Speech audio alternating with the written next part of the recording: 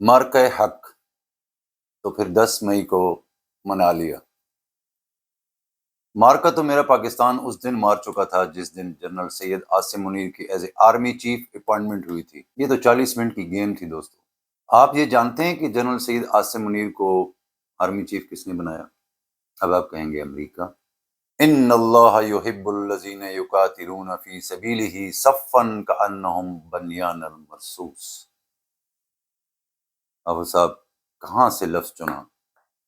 1417 سال پہلے کا نقشہ سامنے ایسے آ جاتا ہے جیسے آج کل پاکستان۔ میں نے تو آپ کو 2 سال پہلے بتا دیا تھا، آپ ہمیں سنتے نہیں۔ لیکن ان سب چیزوں کے باوجود اس وقت بھی ہم سب سے بڑی غلطی کر رہے ہیں۔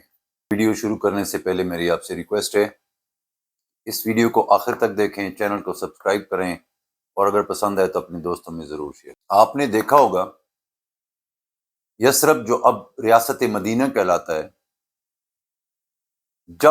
جس وقت باطل نے سر اٹھایا نا تو اللہ تعالیٰ نے اپنے بندوں کو چن لیا اور پھر ان کو تلواریں عطا کی۔ یہ تلواریں ایسے نہیں عطا کی، ان لوگوں کو عطا کی جاتی تھیں جن کے اندر اس کو رکھنے کے ساتھ ساتھ اس کو چلانے کی بھی صلاحیت ہوتی تھی۔ آپ غزوہ بدر میں دیکھیں، 313 کے مقابلے میں 1000، تو یہ 313 چن لیے گئے تھے، انہی لوگوں کو تلواریں دی گئیں جو پھر آپ نے رزلٹ اس کا دیکھ لی۔ تو اس لیے اللہ تعالیٰ جب باطل سر اٹھاتا ہے، جب ظلم بڑھتا ہے، تو اللہ تعالیٰ اپنے لوگوں کو تلواریں عطا فرما دیتا ہے، ان کو چن لیتے ہیں۔ اب اگر ہم پاکستان کے حالات پہ نظر دوڑائیں تو آپ نے تو مارکا اس دن مار لیا تھا جس دن chief of army staff general Syed Asim Munir نے ٹیک اوور کیا۔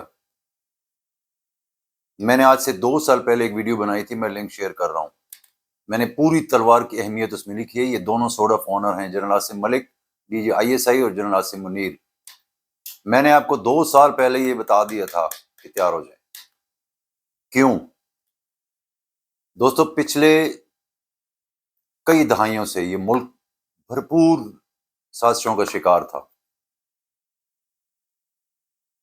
دشمنوں نے یہ سمجھا کہ 71 کے بعد کتنی جنریشنز چینج ہوئی، جنگ تو انہوں نے دیکھی نہیں ہے، اور یہ جو سپیس ان کو ملا، اس سپیس کے اندر انہوں نے اس حد تک لوگوں کو ڈی موٹیویٹ کیا، لوگوں کو اس حد تک جو ہے نا وہ سازشوں کے ذریعے اینٹی اسٹیٹ بنانے کی کوشش کی، لوگوں کو اس حد تک برین واش کیا کہ پورے پاکستان کے عوام میں صرف ایک ہی سوال تھا کہ فوج کر کیا رہی ہے؟ یہ تو صرف بزنس کر رہی ہے، یہ صرف DHAs بنا رہے ہیں، اور یہ ہو گیا اور وہ ہو گیا۔ عوام اور فوج کے درمیان گیپ پیدا کرنے کی کوششیں عروج پر تھیں۔ پھر آپ نے دیکھا 2010 کے بعد کہاں سے عرب سپرنگ، وہ تیونس سے شروع ہوتے ہوتے ہوتے حکومتوں کو گراتے، ریاستوں کو توڑتے ہوئے میرے پاکستان میں داخل ہوئی۔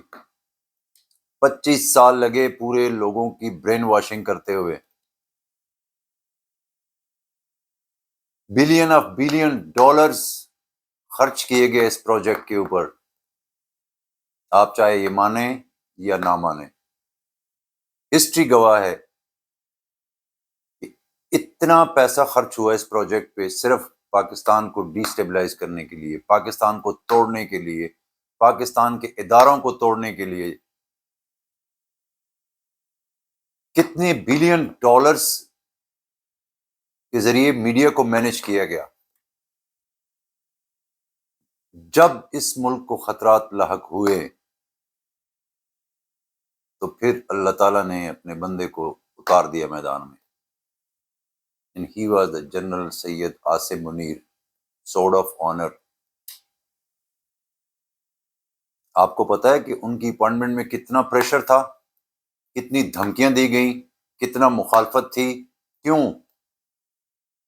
کیونکہ ان دشمنوں کے بلین ڈالرز ضائع ہو گئے۔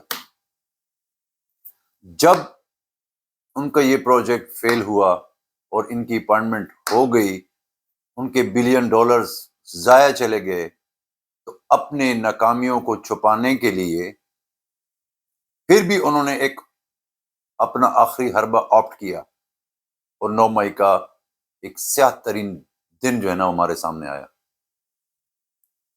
لیکن جب اللہ تعالیٰ کسی کو چنتا ہے نا تو وہ کسی مقصد کے لیے چنتا ہے، پھر اللہ کی نصرت بھی ساتھ ہوتی ہے، پھر اللہ کی مدد بھی ایسے ہی ساتھ ہوتی ہے جیسے 313 کو ساتھ تھی 3000 کے مقابلے میں، پھر ایسے ہی مدد آتی ہے اللہ کی۔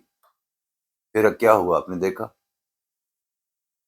ایک بہترین حکمت عملی کے ذریعے وداؤٹ اینی کیجویلٹیز اس کو ہینڈل کیا گیا۔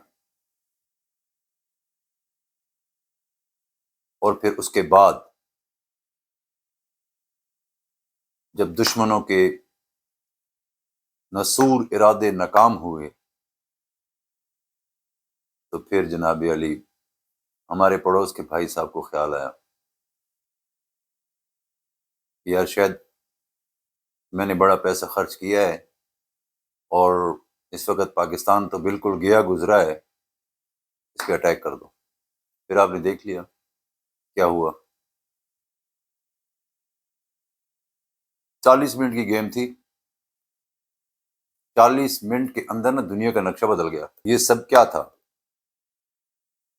ان اللہ یحب الذین یقاتلون فی سبیلہ صفا کانہم بنیان مرصوص۔ سورہ صف کے آیت نمبر 4 میں اللہ تعالیٰ خود قرآن میں فرماتے ہیں اس کا نام بنیان مرصوص کیوں رکھا گیا، کیوں اس سے تشبیہ دی گئی؟ کیونکہ نبی کریم صلی اللہ علیہ وآلہ وسلم ہجرت کر کے مدینہ آ گئے تھے، اور ریاست مدینہ کی تشکیل نئی نئی ہو رہی تھی، غزوات کا دور تھا، یکجہتی ڈسپلن کو مینٹین کرنے کے لیے تعلیم جاری تھی، ٹریننگ شروع تھی کہ اپنی صفوں کو سیدھا رکھیں۔ یہاں پہ کیا ہوا، ایک ہی صف میں یکجہتی کے ساتھ تینوں فورسز نے 40 منٹ میں کیا کیا۔ لیکن دوستو اس ساری تقریروں کے بعد ہم جو سب سے بڑی غلطی کر رہے ہیں نا وہ یہ ہے کہ جب فتح مکہ کے بعد نبی کریم صلی اللہ علیہ وآلہ وسلم فتح یاب ہو کر واپس تشریف لے جا رہے تھے نا، تو ان کا سر اتنا جھکا ہوا تھا، اتنا جھکا ہوا تھا کہ روایات میں آتا ہے کہ ان کی داڑھی مبارک جو ہے نا وہ اونٹنی کے جو کاٹھی ہے نا اس کے ساتھ ٹچ ہو رہی تھی۔ عاجزی کا یہ عالم تھا، اور وہاں سے واپسی پر سیدھا وہ مسجد حرام میں داخل ہوئے اور اللہ تعالیٰ کا شکر ادا کیا، اللہ کے حضور سجدہ گو ہوئے۔ اب مجھے بتائیں کیا آپ نے 2 رکعت نماز شکرانے کے ادا کی ہیں؟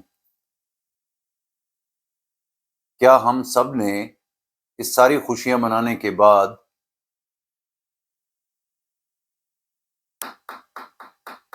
ہم نے شکرانے کے نفل ادا کیے ہیں؟ کمنٹس میں ضرور لکھیے گا۔ اتنا مشکل ترین وقت تھا اس وقت جب نبی کریم صلی اللہ علیہ وسلم ہجرت کر کے مدینہ آئے اور ریاست مدینہ کی تشکیل فرما رہے تھے۔ کتنے قبائل گروپس تھے جن کو انہوں نے اکٹھا کر کے اسلام کی طرف لایا۔ ادھر صحابہ کرام کو جنگ کی ٹریننگز ہو رہی ہیں، ادھر ان کو صف بندی کا حکم دیا جا رہا ہے، ان کو یکجہتی کا، ڈسپلن کا، ہر چیز کا حکم دیا جا رہا ہے، ان کی تربیت کی جا رہی ہے، ان کو تعلیم دی جا رہی ہے، ریاست کی تشکیل ہو رہی ہے۔ تو نبی کریم صلی اللہ علیہ وسلم پہ اس وقت کتنا مشکل ترین وقت تھا، اور ایسے ہی حالات آج کے پاکستان پہ ہیں۔ لیکن آج ہمارے پاس نبی تو نہیں ہے، لیکن اللہ کے چنے ہوئے وہ بندے ضرور ہیں جنہوں نے اس حالات کو مینج کیا ہوا ہے، اس کو کنٹرول کیا ہوا ہے، اور یہی وہ فتح مکہ کے بعد کے حالات آپ کے سامنے ہیں اس وقت۔ کچھ شخصیات عہدوں سے بالا تر ہوتے ہیں، وہ نظریے کو ڈیفینڈ کرتے ہیں، وہ آپ کے نظریے کی پروٹیکشن کے لیے ہوتے ہیں، آپ کی سلامتی کی حفاظت کرتے ہیں۔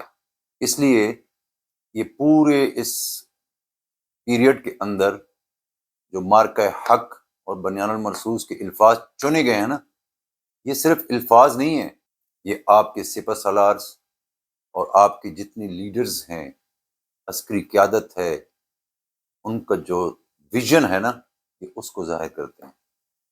تو آپ خود سوچیں یہ کوئی معمولی بات نہیں ہے، لیکن ہم جو آخری غلطی کر رہے ہیں اس کو دور کریں اور اللہ کا شکر ادا کریں۔